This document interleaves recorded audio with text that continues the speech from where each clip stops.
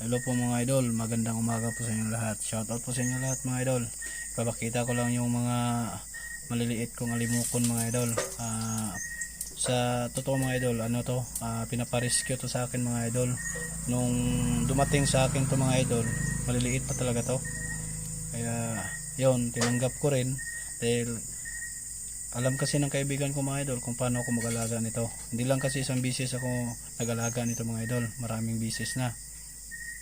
Kaya paiba-ibang ibon mga idol, pero yung alimoko na ganitong ibon mga idol, dalawang bisis na ako nag-alaga nito.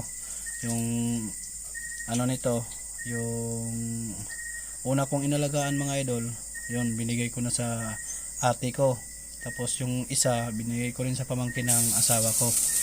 Ah, yun nakita kasi ng kaibigan ko mga idol kung kung paano, excuse me po, kung paano ako mag-alaga nito. Kaya yan, pag lumaki din to mga idol, eh syempre kukunin nyo na rin to.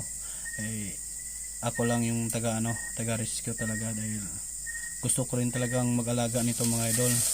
Nung nagpapakain, mga maliliit pa, yan.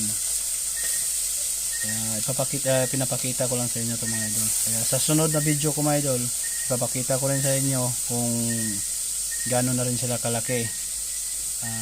Ito kasi mga idol, 3 araw pa to simula nung binigay sa akin. Wala pa talaga tong balahibo mga idol nung dumating to sa akin. Diyan pa sila sa pugad nila, pugad na maliliit. Diyan pa talaga sila nakapatong. Ngayon wala na, lumilipad paunti-unti. Sa sunod na video mga idol, pakita ko rin sa inyo kung paano ko sila pinapakain ng feeds. Feeds lang kasi yung pinapakain ko nito mga idol. Let's go. Maraming salamat mga idol.